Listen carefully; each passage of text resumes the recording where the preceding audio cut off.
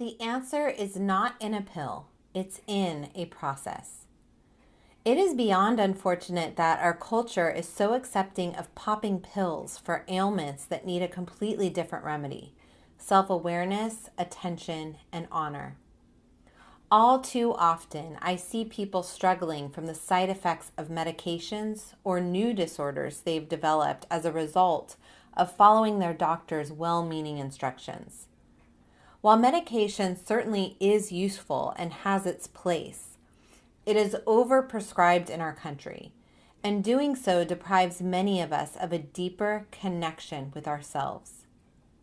If you are experiencing mood symptoms such as depression or anxiety, it is your personal choice whether you treat these experiences with medication or other options. Medication is not bad or wrong. At times, it is life-saving. However, the information we receive seems heavily weighted toward popping a pill to feel better. Here, you will find other options and ways of thinking about depression and anxiety. Please filter this information through your wisdom and do what is best for you in this short, meaningful life of yours. Why depression and anxiety are not your fault, and at the same time, your responsibility. It is not your fault. Feeling depressed or anxious is not your fault. Emotions make sense. There is a cause and effect law of nature that we can apply to emotions. If you are feeling depressed or anxious, there is a reason, even if it is not immediately obvious to you. Let's take Sally, a high-achieving, married mother of two. Growing up, Sally learned that being angry didn't work. When she expressed anger, her parents cut off affection and withdrew attention. She soon learned that her parents responded similarly to her expressions of fear, hurt, and other emotions that were painful and uncomfortable.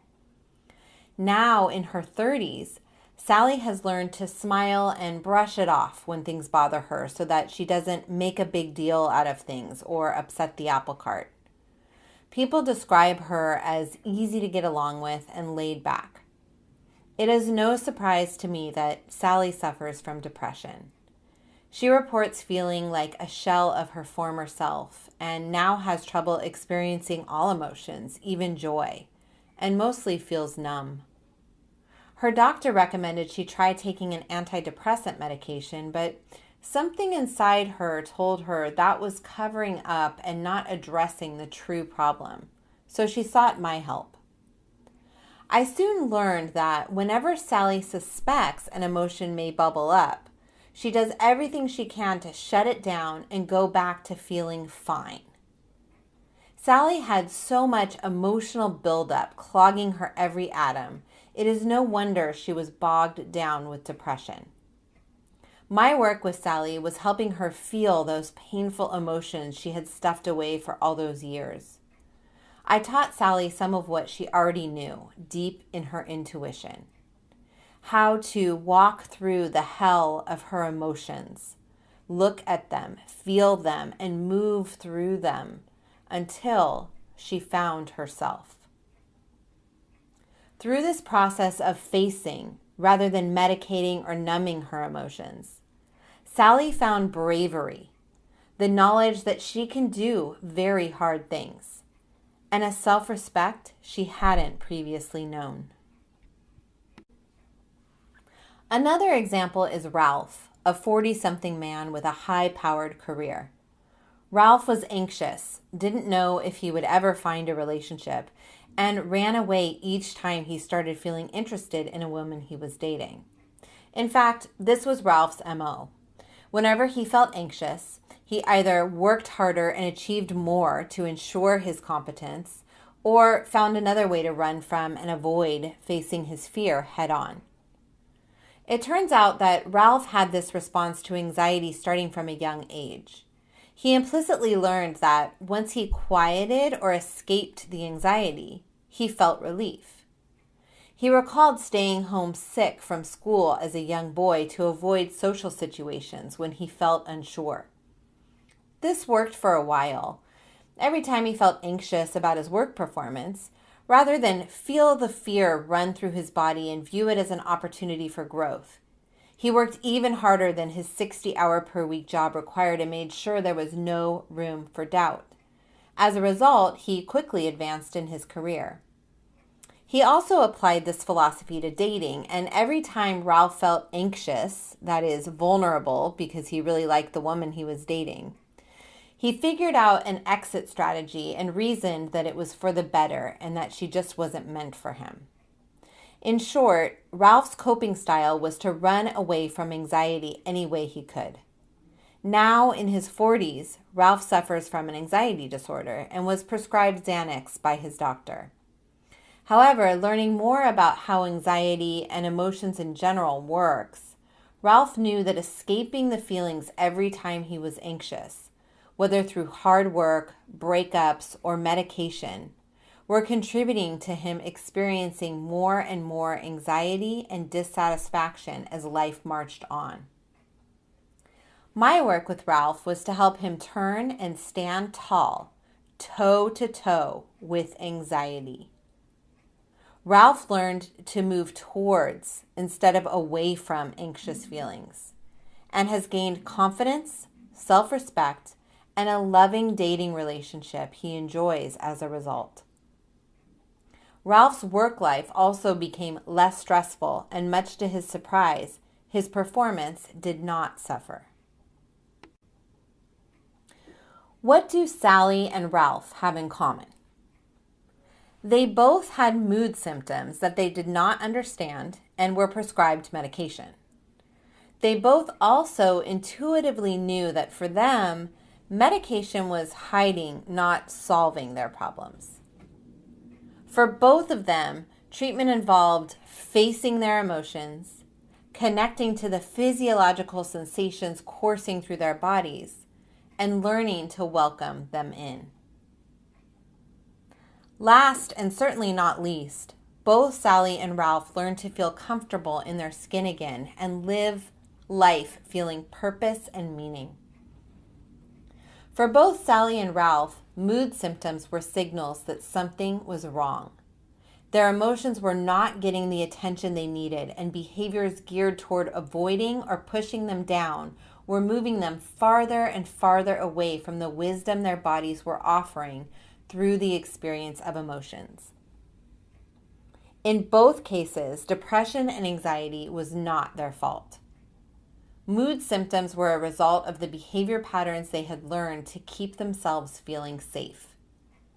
They did not purposely engage in coping strategies to make them feel worse in the long run. In fact, they did not even know this was happening. They thought they were being skillful. Feeling depressed or anxious is not your fault. There is always a cause and effect. This means there is no need or even logic in harshly blaming, criticizing, or berating yourself. That emotion you feel makes sense. We can trace it back to a certain event or series of events that caused whatever is happening in your life now to happen. The take-home message here is, if you feel it, it makes sense.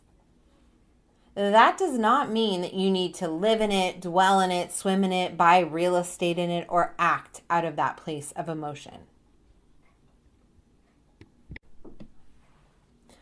Personal responsibility. As a holistic psychologist, I view depression and anxiety as a disconnection from the self.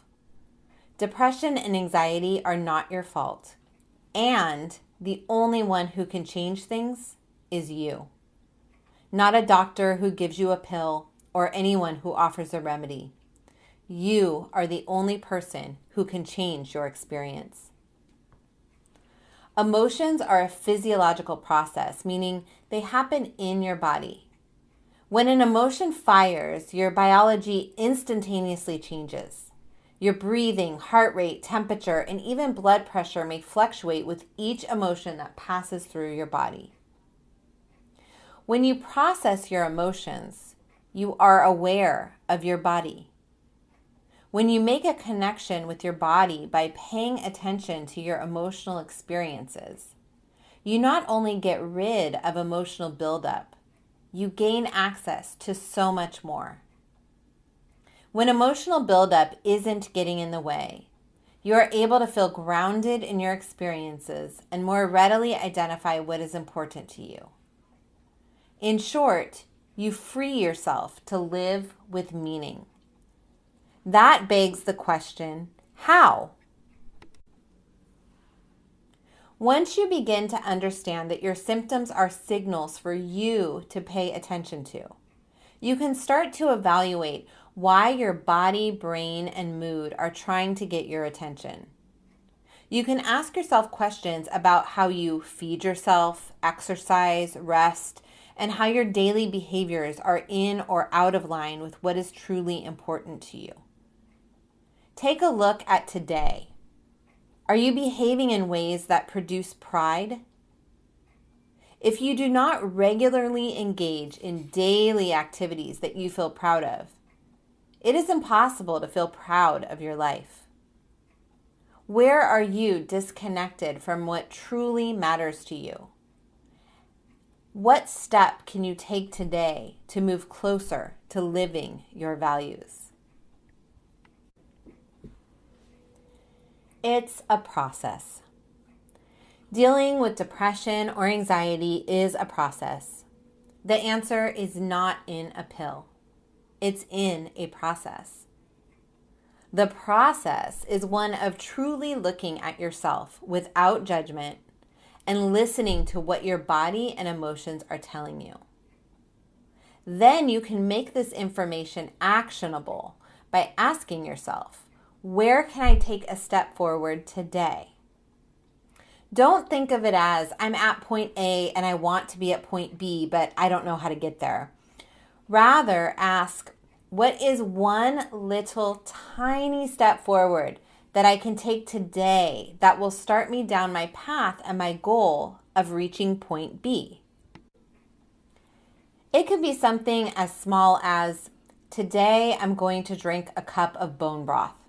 Or today I'm going to take 3 breaths and notice how my body feels before I take that first sip of coffee in the morning.